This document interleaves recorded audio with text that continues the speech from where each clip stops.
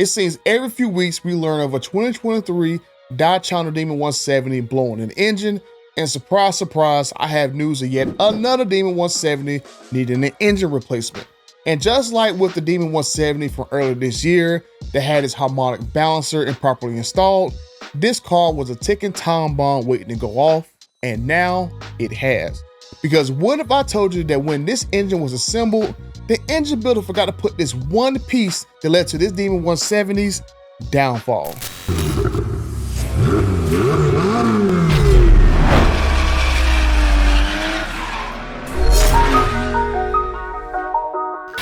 If you guys are stuck wondering what you can do about your expensive vehicles that seem to be littered with issues, but the dealer and probably the manufacturer is playing games with your money, time, and your vehicle, my friends at Gordon & Partners have you covered.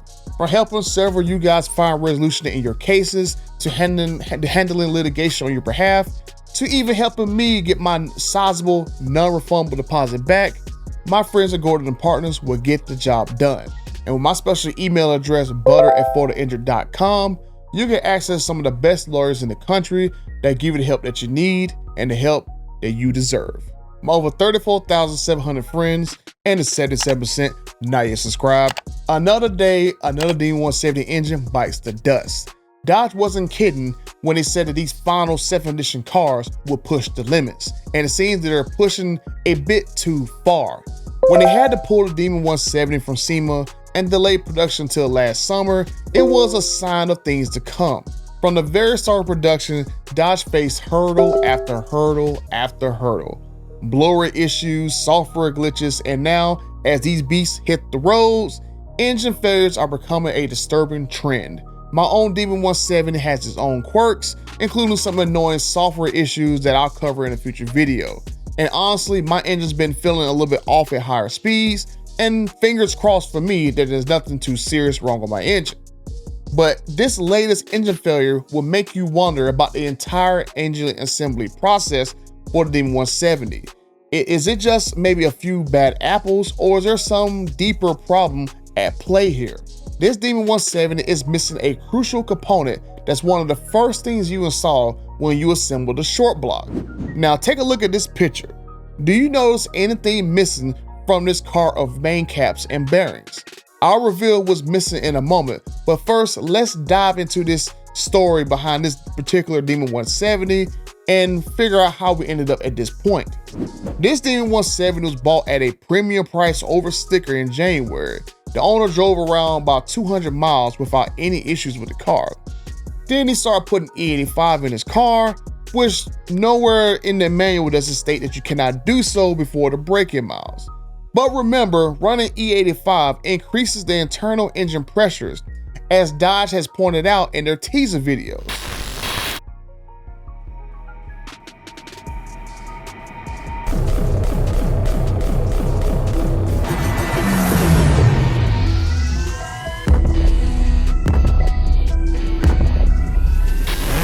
One day, the owner noticed an oil spot on his garage floor. Now, he was very concerned. He took it to a car dealer, which initially they thought it was just a simple fix, maybe just a leaky rear main seal, since the oil seemed to be coming from that direction. Now, if this sounds very familiar, you might recall I reported on a similar issue in a previous video when I listed several cars that were being diagnosed with engine issues.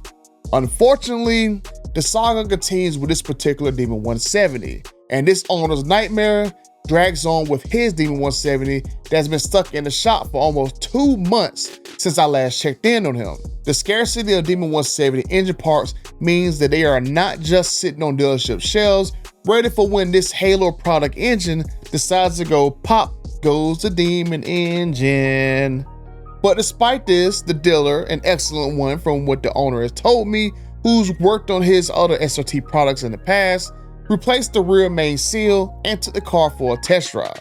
But to their dismay, the oil leak persisted. So what's missing from this engine build? The next plan, since this one did not work so well, maybe there's something wrong with the crankshaft. So let's replace it, let's replace the bearings, and let's replace the caps. But like I said earlier, these parts aren't exactly sitting around, and I want to say before I continue, I think every Demon 170 owner should consider an extended warranty. If all these Demon 170s are having problems now, wait until 6, 7, 8 years down the road, and parts get even more scarce and even more costly. But if you want to save some money on extended warranty, you can hit up Granger Motors or Ziegler, which I'll leave a link down below in the comment section. Now, I don't receive anything from mentioning these two companies, but if you want to have a decent insurance policy for your Demon 170 that some of you guys think there are investments or other last call Mopars with suspect build issues, contact one or two companies, and they're typically like $100 to $200 over a dealer cost for those warranties. But as I said, the next course of action when the rear main seal didn't fix the leak was replacing the crankshaft, the bearings, and the caps. Now, I think it was also replacing the bolts too, which is a pretty solid strategy to eliminate any small issue causing this leak. But it took weeks for these parts to come in because I'm assuming they came from different locations or maybe third-party vendors. And so while disassembling the engine to replace the crankshaft, we come to this gem of a picture, which if you did not notice before, there are no bearings on one of those caps. You have 9 out of 10 bearings in this picture. Now, when this engine was put together, I questioned whether or not the engine builder in Mexico was like, hey, I got the extra bearings sitting right here in my cart. You know what, forget it, bump it. It's not my car, F it. That's their problem. And it's kind of hard to tell, but it looks like the cap is very scratched up, and I'm betting the crankshaft is too. The owner said he could not feel if something was wrong with his engine, just that there was an oil leak, but imagine how much damage this would have caused if only the rear main seal was fixed and no one never really opened this engine and took a diagnosis of it. He could have went 5, 10, 15, 20,000 miles, and the daggone crankshaft could have been spinning, getting scratched up, and then boom, next thing you know, maybe that bearing gets caught up, jammed up, and boom, maybe the piston comes out. I mean, you never know. But this car is now going to get a new engine, and apparently there aren't any more long blocks available. And so now a full replacement crate engine has to be used. Once I found about this, it made sense because of a power broker buddy of mine told me that Dodge pulled the long blocks from their computer. So I don't know this for sure, but maybe, just maybe, there are more Demon 170 engines popping that even I know about. I was given a list of engines that were in for replacement when I made this video a few months ago, and now this Demon 170 needs a new engine. Something is going on, and I hope you guys are driving your cars to find out now rather than later if something is wrong. Now, why these engines for a drag racing car was not hand built is astonishing to me. If you look at my Z06 for example, Chevy set up an engine room inside of the plant, and it is right there beside the assembly line, and they assembled the engine for the Z06 right there on site. And then the engine had the builder's name put on it. And maybe this kind of assembly process of having a handful of veteran engine builders could have solved some of these issues that we have seen with the Demon 170 engines. Now, missing a bearing on one of the caps is a big red flag to me. That means that every engine for a drag racing car was not checked, and even running these engines on an engine dyno at the plant did not catch this massive issue, because I was told by Dodge that they put these circuits on the dyno, they tested them, every engine was tested, but yet this still made it out to a customer. And we're supposed to trust a 6,000 pound Charter Daytona to not blow up with a huge battery pack underneath your seat. These problems with the Demon 170 engine just amazes me with the laundry list of issues that comes with them. And now we have components missing inside the engine, then we got harmonic balancers not installed right, engines leaking, pistons going through blocks, we got spark plugs dropping a diode in the cylinder, we got metal shavings in the oil, we got spark plugs not gapped correctly.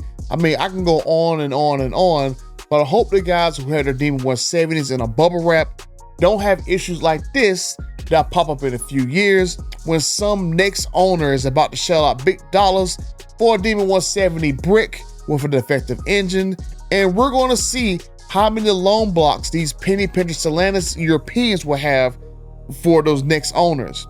Now, I've had a few discussions with people in the background about diminished value claims against Stellantis on a particular issue, because it is not a good look that Dodge had to publicly say that they were blowing engines and had to delay the car for a few months to fix this issue, and then within 6 months of these cars being in customers' hands, these engines are blowing one after another at an alarming rate. And now I'm even questioning my engine, but I'll discuss that in another video. But if some of you guys want to explore diminished value claims for your Demon 170, my friends at Gordon & Partners will take care of you.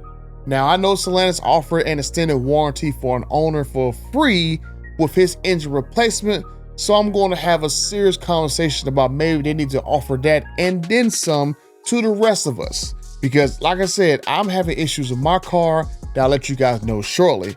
But let me know what you guys think. Now that we have suspect build quality of these engines, who knows what else is wrong and what this means for D170s in the future. My spidey senses are definitely tingling that something is going on, and we'll see as more than likely more engines will blow in the near future. The next time I talk about D170, you'll be hearing about my issues, especially a bombshell that I learned today. And make sure you subscribe to the channel and help a brother out. That way you can get up to date with my particular issues. But until the next time, I'm out.